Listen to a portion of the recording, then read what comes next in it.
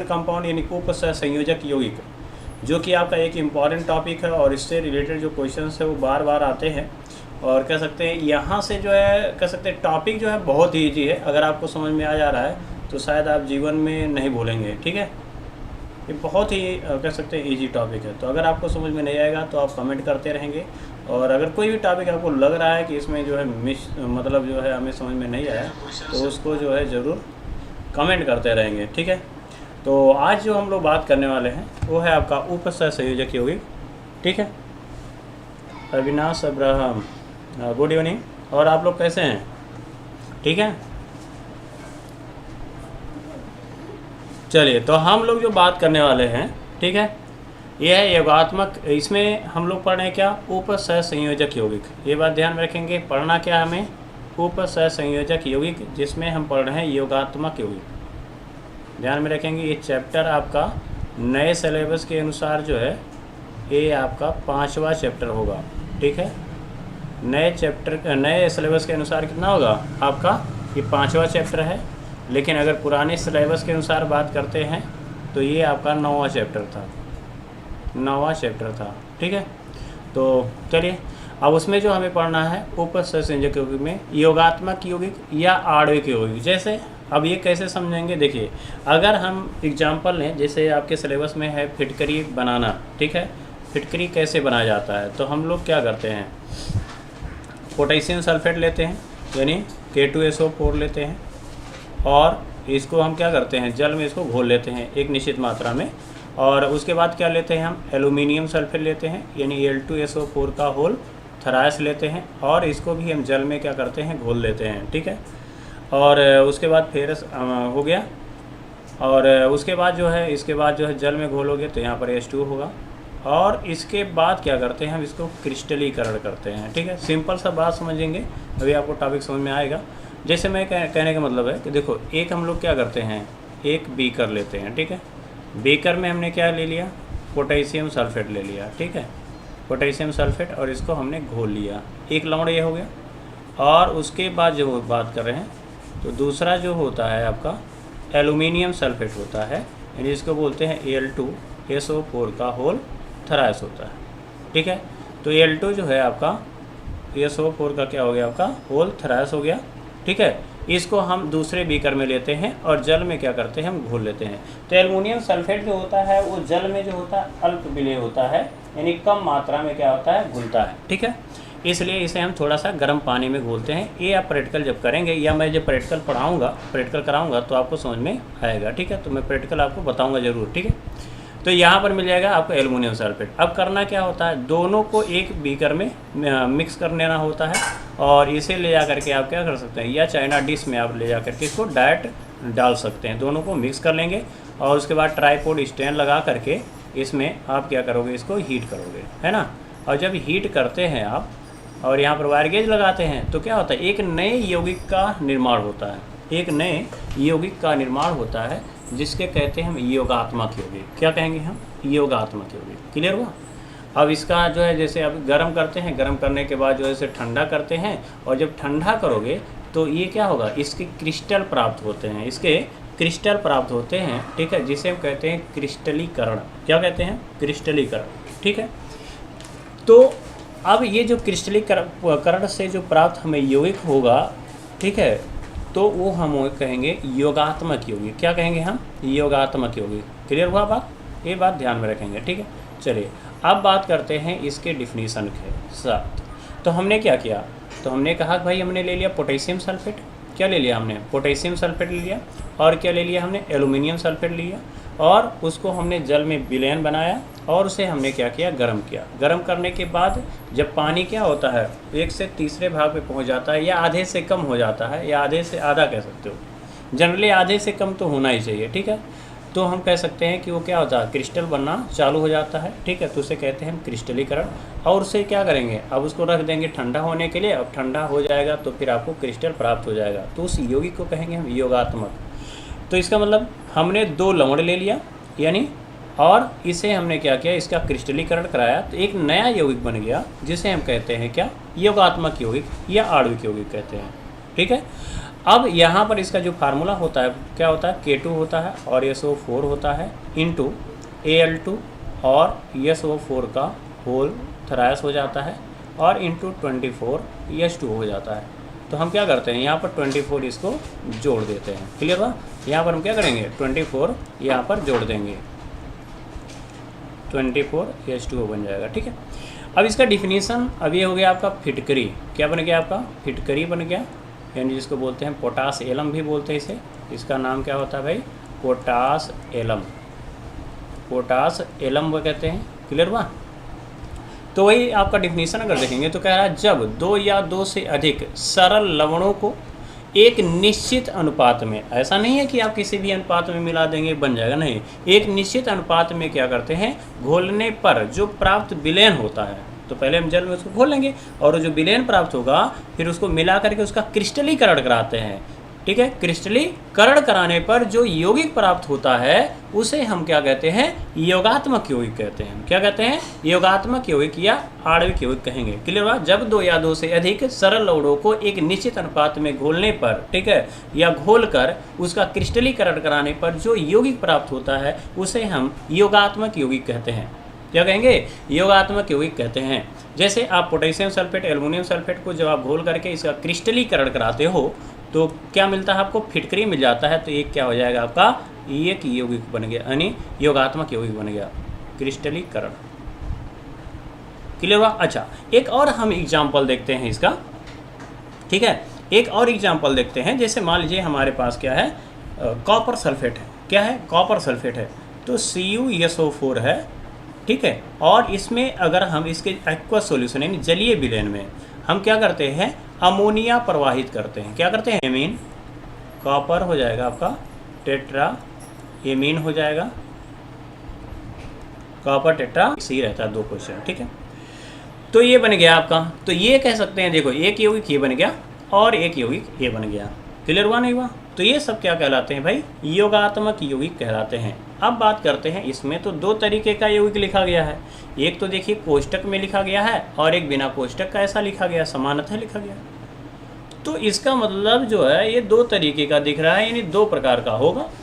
तो इन यौगिकों को अगर देखें तो आणविक यौगिकों को या योगात्मक यौगिकों को 2 प्रकार से बांटा गया है। यानी हम यहाँ पर ये कह सकते हैं कि जो हमारा योगात्मक यौगिक होता है, क्या होता है भाई, योगात्मक यौगिक, योगात्मक यौगिक 2 प्रकार के होते हैं। कितने प्रकार के होंगे, 2 प्रकार के होते हैं, 2 प्रकार के होते हैं। कह रहा कौन कौन सा होगा भाई, तो हम पहला अगर देखेंगे तो इसको क्या बोलोगे, द्विक लवण। क्या बोलोगे, द्विक लवण, यानी द्विक लवण। देखिए यहाँ से आपका अगर आप बोर्ड में है तो यहाँ से जो है आपके क्वेश्चंस आते हैं। ठीक है, यानी कंपेयरिंग, तुलना करने के लिए द्विक लवण और एक होता है आपका उपसहसंयोजक यौगिक में अंतर, क्वेश्चन आता है यहाँ से। तो अगर द्विक लवण है यानी आप कह सकते हैं डबल साल्ट, यानी डबल साल्ट हो गया। अब नाम ही कह रहा है द्विक लवण, यानी वह योगात्मक यौगिक जिसमें 2 क्या होंगे, भिन्न भिन्न प्रकार के क्या होंगे, क्या होंगे, लवण पाए जाते होंगे। अब ऐसा इसका डिफिनीशन क्या होगा, तो अगर जैसे मान लो हम भाई साहब फिटकरी ले लें, क्या ले लें, फिटकरी ले लें। अगर उसको आप जल में घोल दोगे तो देखते हो कोई डिजॉल्व हो जाता है, घुल जाता है। तो जब घोलने पर क्या हो जाएगा, वो अपने आयनों में क्या हो जाएगा, वियोजित हो जाएगा। तो हम कहेंगे उसका अस्तित्व क्या हो जाएगा, खत्म हो जाएगा। यानी वह यौगिक जो ठोस अवस्था में अस्थायी होता है परंतु जलीय विलयन में अपने आयनों में वियोजित हो जाता है, या हम ये कह सकते हैं कि वह अपना अस्तित्व खो देता है, तो उसे हम कहते हैं द्विक लवण। क्या कहोगे, द्विक लवण। क्लियर हुआ बात, आया बात में? चलिए, तो इसका डिफिनीशन हम क्या लिख सकते हैं, ठीक है, तो इसको लिख सकते हैं कि वह यौगिक, ठीक है, जो ठोस अवस्था में, जो ठोस अवस्था में अस्थाई, ठोस अवस्था में अस्थाई परंतु, ठीक है, जलीय विलयन में जलीय विलयन में अपना अस्तित्व, जलीय विलयन में अपना अस्तित्व क्या है, अपना अस्तित्व खो देते हैं, अपना अस्तित्व खो देते हैं, अपना अस्तित्व खो देते हैं,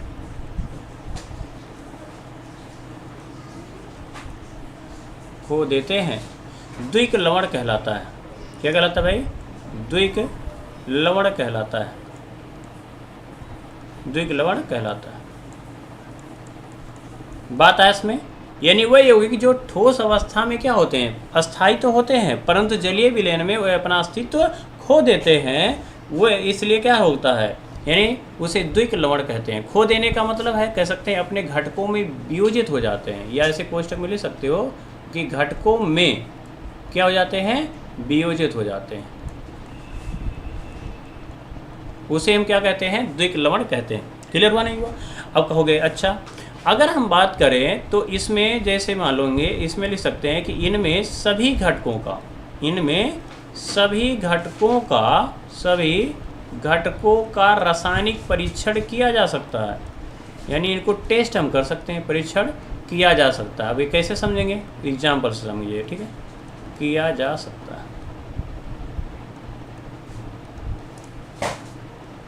ठीक है। चलिए यहाँ पर रासायनिक परीक्षण किया जा सकता है।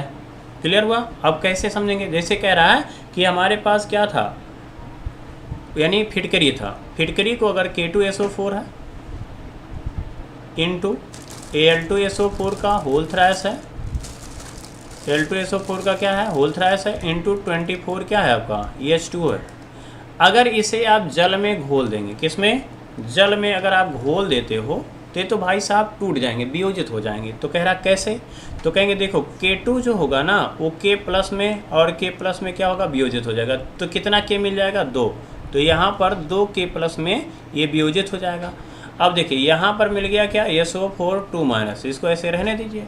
एल्यूमिनियम देखिए, एल्यूमिनियम कितना है, 2 है, तो एल्यूमिनियम पर कितना आवेश होता है भाई, 3+ होता है। तो यहाँ पर एल्यूमिनियम कितना होता है भाई, 3+ होता है। तो एल्यूमिनियम कितना हो गया, 2 हो गया। तो यानी 2 एल्यूमिनियम भी मिल गया यहाँ पर। और उसके बाद अगर देखें तो SO4 कितना हो गया, इसमें 2 है, तो SO4 2- और SO4 2-। तो कितने SO4 हो गए, तो कहेंगे एक यहाँ हो गया, ये दूसरा हो गया और एक तीसरा, यानी 3 हो जाएंगे आपके SO4। तो यहाँ पर कर सकते हैं 3 SO4 पर क्या हो जाएगा, 2- हो जाएगा। आया बस में। उसके बाद अगर हम देखें तो ये किस में रहेंगे भाई, जलीय विलयन में, यानी एक्वस, और ये भी एक्वस होगा जलीय विलयन में, और ये भी एक्वस होगा जलीय विलयन। अब देखो जल को हमें तोड़ने की ज़रूरत नहीं है, क्योंकि ये एक्वस विलयन में है, ये है किस में है, एक्वस विलयन में है। क्लियर हुआ बात? अच्छा अब वही कह रहा कि ये जो है ठोस अवस्था में तो ठीक ठाक था, कोई दिक्कत नहीं था, लेकिन जैसे आपने इसे जल में घोला तो ये आयनों में टूट गया। अब आयनों में टूट जाएगा तो 2K प्लस 2Al3+ और SO4 में देगा। अब ये क्या करेगा, अगर इसका आप परीक्षण करोगे तो पोटेशियम का टेस्ट दे देगा और एल्युमिनियम का टेस्ट दे देगा, सल्फेट का भी टेस्ट दे देगा। बात समझ आया? तो वही कह सकते हैं कि इसमें सभी घटकों का परीक्षण किया जा सकता है, परीक्षण किया जा सकता है। बात आया इसमें, यानी पोटेशियम, एल्युमिनियम और सल्फेट ये तीनों का क्या करेगा भाई, टेस्ट देगा। ये बात ध्यान में रखेंगे। क्लियर हुआ? चलिए अगला जो है, अब ये तो हो गया द्विक लवण के बारे में, किस में हो गया, द्विक लवण। एक और याद रखेंगे, आपके सिलेबस में भी है प्रैक्टिकल में, जिसको बोलते हैं हम मोहर लवण। जैसे हमारे पास क्या है, फेरस सल्फेट है, यानी FeSO4 है, ठीक है, इंटू अगर देखेंगे तो NH हो गया आपका, NH4 का होल ट्वाइस हो गया और SO4 हो गया, क्या हो गया, SO4 हो गया, इंटू 6H2 हो गया। इसमें इसे क्या कहते हैं हम, मोहर लवण कहते हैं। क्या कहते हैं इसे, मोहर लवण। मोहर साल्ट कहेंगे, मोहर ये लवण होता है, ठीक है। अब इसे आप जल में अगर घोल देते हो, जल में क्या करोगे, अगर घोलोगे तो किस में बदल जाएगा, तो Fe जो होगा वो 2+ में बदल जाएगा। बात आ रहा इसमें।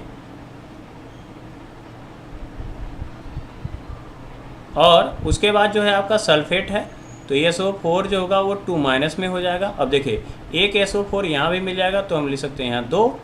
और EnH4 जानते हैं कि अमोनियम आयन होता है जो प्लस में आएगा, कितना है 2 है, तो NH4 प्लस हो जाएगा, कितना हो जाएगा 2 हो जाएगा। और ये सल्फेट तो हो ही गया और जल तो है ये, तो ये सब कहाँ रहेंगे भाई, एक्वस सॉल्यूशन में, यानी जलीय विलयन में, एक्वस सॉल्यूशन, और ये हो जाएगा आपका एक्वस सॉल्यूशन में। यानी जब आप मोहर लवण का क्या करोगे, यानी आप कह सकते हैं कि परीक्षण करोगे, तो ये Fe2+ का भी टेस्ट देगा, और उसके बाद जो है आपका सल्फेट आयन का भी टेस्ट देगा, और उसके बाद अगर देखें तो अमोनियम आयन का भी क्या करेगा, ये टेस्ट देगा। बात समझ में आया? तो हम कह सकते हैं इन सब का ये टेस्ट देगा। क्लियर हुआ? तो ये हो गया आपका द्विक लवण के बारे में। ठीक, थोड़ा सा 1 मिनट के लिए। अब उसके बाद हम लोग बात करेंगे दूसरा जो यौगिक है, दूसरा टाइप है जिसको बोलते हैं हम उपसहसंयोजक यौगिक, जो हमारे कह सकते हैं चैप्टर में है, या हमारे कह सकते हैं सिलेबस में पूरा इसी को हमें पढ़ना है। क्लियर हुआ? अब उपसहसंयोजक यौगिक हेडिंग डाल देंगे। ठीक है, चलिए अब बात कर लेते हैं भाई उपसहसंयोजक यौगिक के बारे में। उपसहसंयोजक यौगिक, उपसहसंयोजक जो यौगिक है, या इसी को क्या कहते हैं, संकुल कहते हैं। क्या कहते हैं हम? संकुल, या जटिल यौगिक भी कहते हैं, या संकुल यौगिक कह सकते हैं। इसके बहुत नाम हैं, या जैसे मान लीजिए आपका संकुल यौगिक, क्या आपका संकुल यौगिक, और उसके बाद कह सकते हैं इसका और भी नाम हो सकता है, लिख सकते हैं कौन सा, तो हम कह सकते हैं जटिल यौगिक। तो इसके बहुत से नाम हैं, जटिल यौगिक। लेकिन इंग्लिश में अगर बात करेंगे तो कहेंगे हम ये, या तो कोऑर्डिनेशन कंपाउंड कहेंगे, कोऑर्डिनेशन आपका कंपाउंड होता है, या इसी को हम कह सकते हैं कॉम्प्लेक्स कंपाउंड। क्या बोलेंगे हम? कॉम्प्लेक्स हो जाएगा आपका कंपाउंड। ये हो गया। अच्छा, अब इसकी डिफिनीशन हम क्या लिख सकते हैं, तो हम कह सकते हैं कि ये जो यौगिक होते हैं ये ठोस अवस्था के साथ साथ, ये ठोस अवस्था के साथ साथ विलयन में भी अस्थायी होते हैं, यानी ये वियोजित नहीं होंगे। तो हम ये कह सकते हैं कि वह यौगिक क्या है, वह यौगिक जो ठोस अवस्था के साथ साथ, ठोस अवस्था के साथ साथ, ठोस अवस्था के साथ साथ विलयन में भी अस्थायी होता है, विलयन में भी अस्थायी, या अपना अस्तित्व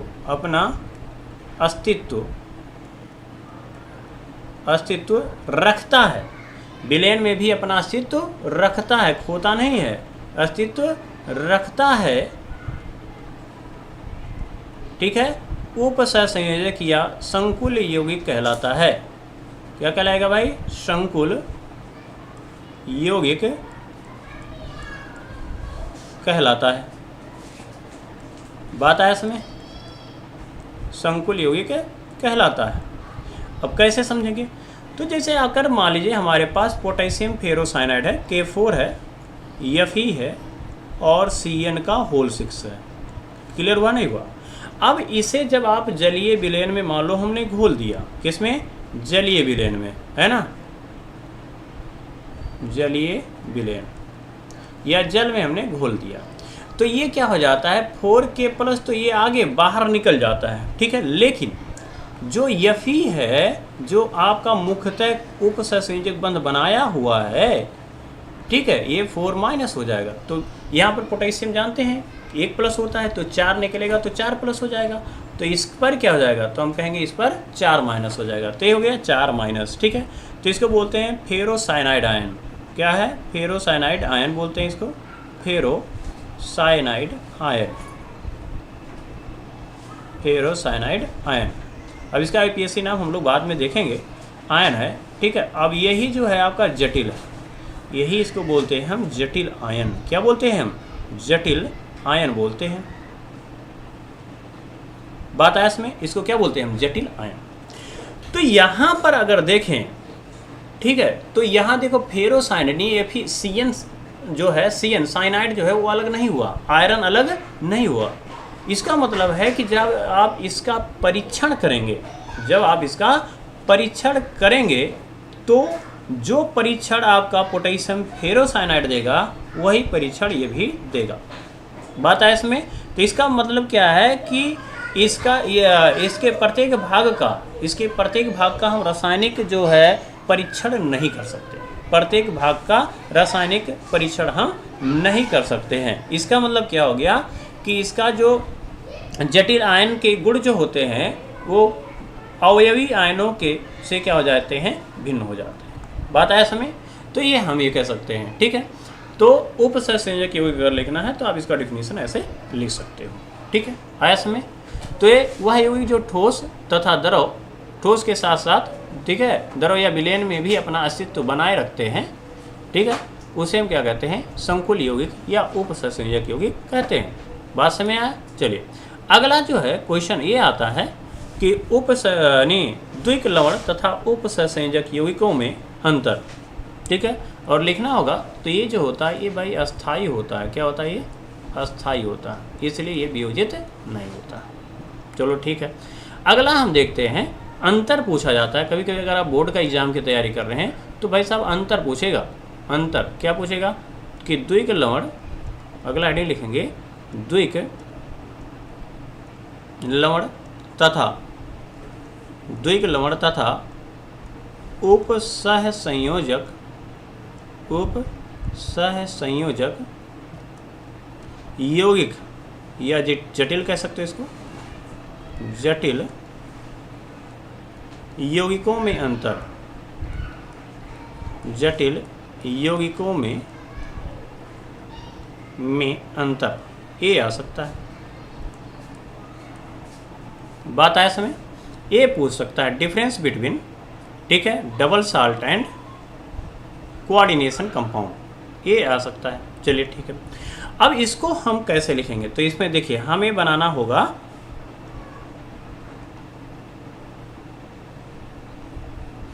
ठीक है, हमें बनाना होगा दो टेप माने बॉक्स। एक में लिखेंगे द्विक लवण और दूसरे वाले में लिखेंगे हम लोग क्या? उपसहसंयोजक यौगिक।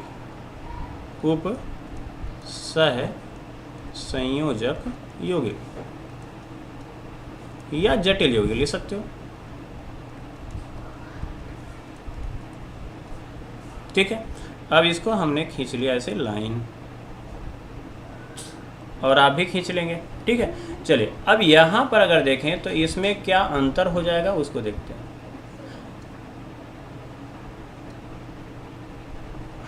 तो इसमें जो है पहला पॉइंट, यहाँ पर अगर देखें इसका डिफिनीशन, तो डिफिनीशन में क्या लिखा गया? द्विक लवण केवल ठोस अवस्था में अस्थायी होते हैं, जबकि विलयन में अपने अस्तित्व को क्या करते हैं? या अपने घटकों में वियोजित हो जाते हैं। तो कह सकते हैं यानी ये ठोस अवस्था में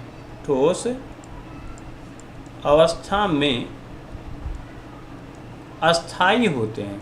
ठोस अवस्था में क्या होते हैं भाई? अस्थायी होते हैं, परंतु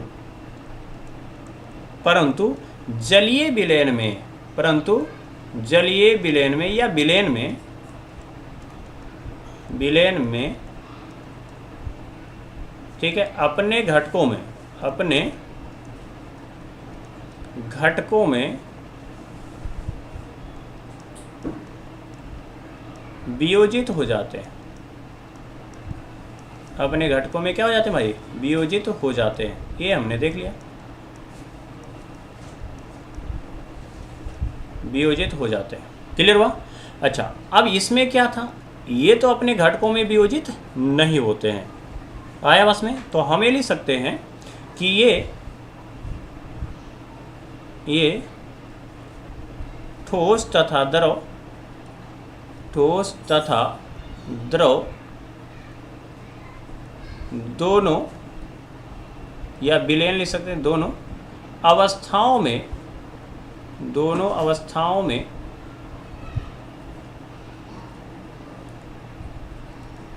ठोस तथा विलयन लिख लेंगे। दोनों अवस्थाओं में अपना अस्तित्व बनाए रखते हैं, अपना अस्तित्व बनाए रखते हैं, अस्तित्व बनाए रखते हैं। बात आया इसमें, बनाए रखते हैं। बस हो गया, ये हो गया पहला पॉइंट। अब बात करते हैं भाई साहब दूसरा पॉइंट। दूसरा पॉइंट क्या कह रहा है उसको समझते हैं। दूसरा पॉइंट अगर देखें तो इनके विलयन के जो गुण होते हैं, ठीक है, और अवयवी आयनों के जो गुण होते हैं वो सभी क्या होते हैं, सामान्य व्यवहार प्रदर्शित करते हैं। तो लिख सकते हैं, यानी इनके विलयन के गुण, इनके विलयन के जो गुण होते हैं, इनके विलयन के गुण घटक आयनों, घटक आयनों, घटक आयनों के गुण होते हैं, के गुण होते हैं, गुण होते हैं, ठीक है, तथा सभी आयन,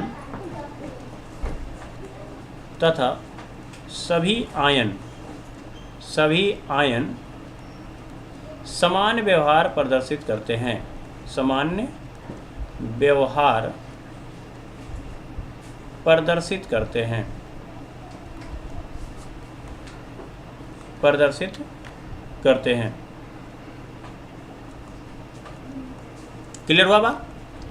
तो इसमें क्या कह रहा है कि इसके जो विलयन के गुण हैं, जैसे मैंने कहा कि फिटकरी को अगर आप पोटेशियम सल्फेट है, यानी अगर देखें तो हमारे पास क्या है, या मोहर लवण है, तो हमने मोहर लवण के बारे में बात किया। जैसे मान लीजिए हमारे पास Fe है और SO4 है और NH4 का होल ट्वाइस है ना, या फिटकरी ही ले सकते हो, है ना, और हो जाएगा इंटू 6H2O है। अब जब इसमें अगर जल में अगर आप घोल देते हो जल में तो क्या टूटता है, क्या मिलता है भाई? तो हम ये कहेंगे कि भाई हमें Fe2+ मिल जाएगा, और क्या मिल जाएगा, तो हम कहेंगे NH4+ मिल जाएगा।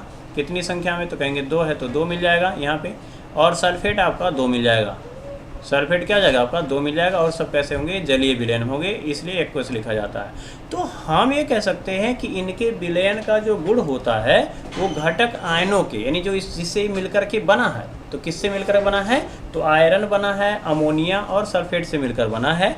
तो इन्हीं के क्या होते हैं, घटक गुण होते हैं। तो ये कह रहा है इनके विलयन के जो गुण होते हैं घटक आयनों के ही गुण होते हैं, तथा सभी आयन समान व्यवहार प्रदर्शित करते हैं।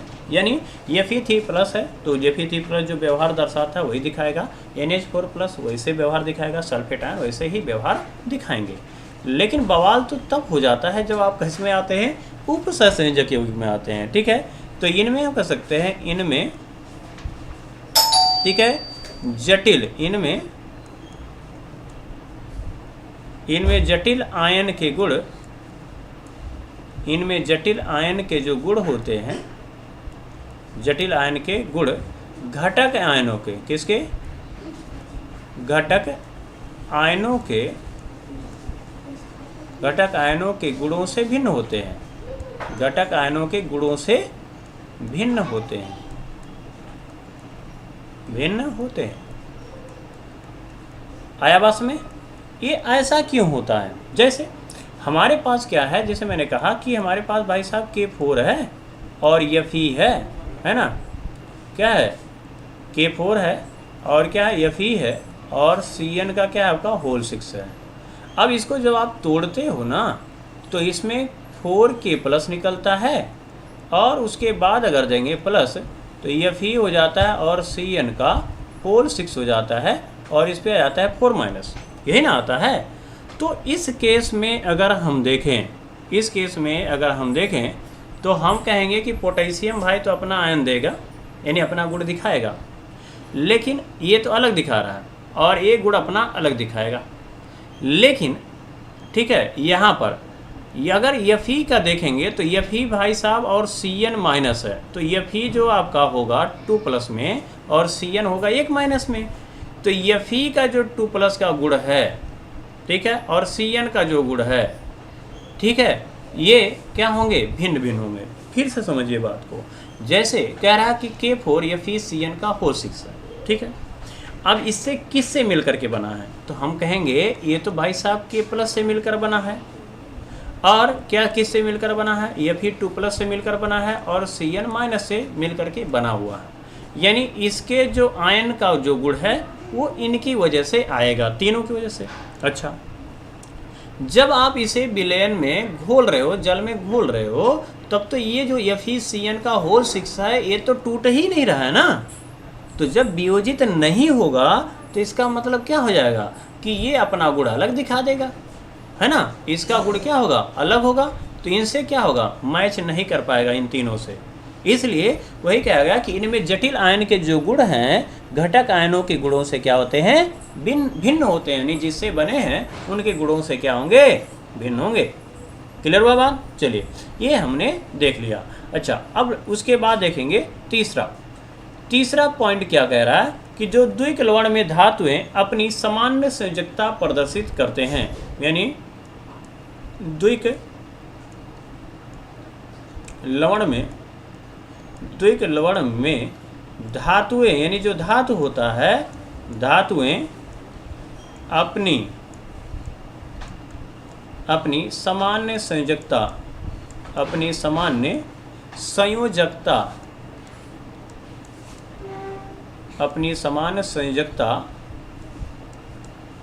प्रदर्शित करते हैं, अपनी समान संयोजकता प्रदर्शित करते हैं। बात है इसमें। अच्छा, अब यहाँ पे बात आती है कि ये कहना क्या चाहता है, तो ये कहना चाहता है कि जैसे मान लीजिए पोटेशियम है, तो पोटेशियम जो है उसकी संयोजकता 1 होती है। जैसे पोटेशियम का परमाणु क्रमांक कितना होता है भाई, 19 होता है ना। और जब इसका इलेक्ट्रॉनिक विन्यास बनाओगे तो 2, 8, 8 और 1 आएगा ना, तो बाहरी कोश में कितना गया, 1 इलेक्ट्रॉन। तो हम ये कहेंगे पोटेशियम तो K+ यानी 1+ में होगा, ठीक है। उसी प्रकार से अगर जैसे हमने बात किया है कि मान लो हमारे पास फिटकरी है, क्या है, फिटकरी है, तो K2 होगा, SO4 होगा, इंटू Al2 होगा, और SO4 का होल थ्राइस होगा, और इंटू आपका 24 H2O है। क्लियर हुआ, कोई डाउट नहीं। ये हो गया भाई साहब फिटकरी। क्या हो गया, ये फिटकरी का फार्मूला हो गया। चलो ठीक है।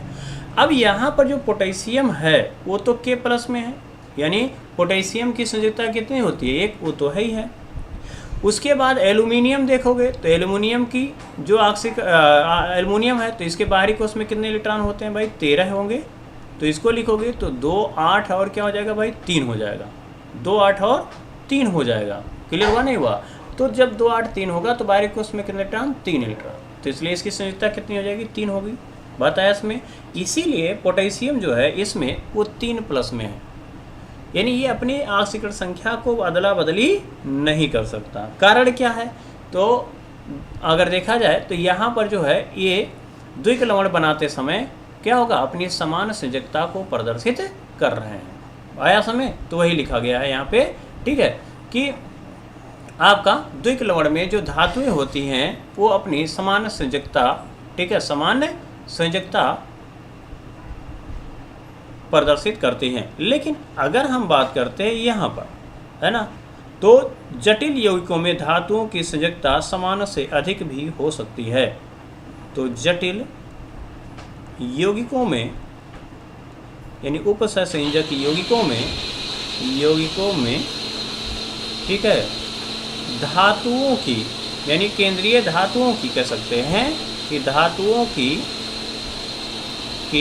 ऑक्सीकरण संख्या, ठीक है, धातुओं की ऑक्सीकरण संख्या के संयोजकता लिख लेंगे, संयोजकता सामान्य से अधिक हो सकती है। कितना, सामान्य से अधिक हो सकती है, सामान्य से अधिक हो सकती है, अधिक हो सकती है।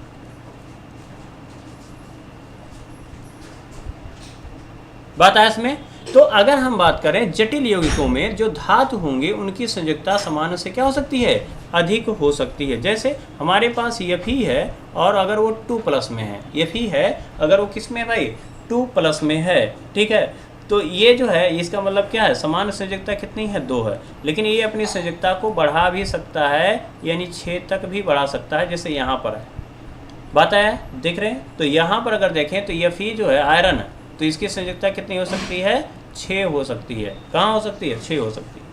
तो इनके बाहरी कोश में क्या होता है, d ऑर्बिटल होते हैं। तो रिक्त d ऑर्बिटल के कारण ये अपनी संयोजकता को क्या कर सकते हैं भाई, बढ़ा सकते हैं, अपनी संयोजकता को ये बढ़ा सकते हैं। बात आया समय। तो ये हो गया आपका जो कह सकते हैं कि द्विक लवण यानी कह सकते हैं और उपसंयोजक यौगिकों में अंतर, जो कि अगर आप बोर्ड की तैयारी कर रहे हैं तो ये वेरी वेरी इंपॉर्टेंट है, ठीक है, वेरी वेरी इंपॉर्टेंट है फॉर द बोर्ड। क्लियर हुआ। और उसके बाद अगर बात करते हैं अगला जो मेन टॉपिक है, अब यहाँ से चालू हो रहा है। देखिए उपसंयोजक यौगिक को हम तब समझ पाएंगे जब उसके हम टर्मिनोलॉजी को हम समझेंगे। बात आया इसमें, यानी जो महत्वपूर्ण शब्दावली है उसके बारे में समझेंगे। जैसे आप मान लीजिए आप क्लास में बैठे हैं और आपको का नाम कोई नहीं जानता है, तो आपको बुलाना हुआ तो आपको मतलब क्या है कि आपके पास जा कर के बुलाना पड़ेगा, या हे हो करोगे तो सब लोग डिस्टर्ब हो जाएंगे, समझ में नहीं आएगा। सेम वैसे ही अगर बात करें तो केमिस्ट्री में भी क्या है, यानी उपसंयोजक यौगिकों में कुछ टर्मिनोलॉजी है, कुछ शब्दावली हैं, और उस शब्दावली को जो हम जान जाएंगे, ठीक है, तो हमारा जो उपसंयोजक यौगिक है वो बहुत ही ईजी हो जाएगा। यानी ये चैप्टर जो है वो बहुत ही क्या हो जाएगा, ईजी हो जाएगा। क्लियर हुआ नहीं हुआ।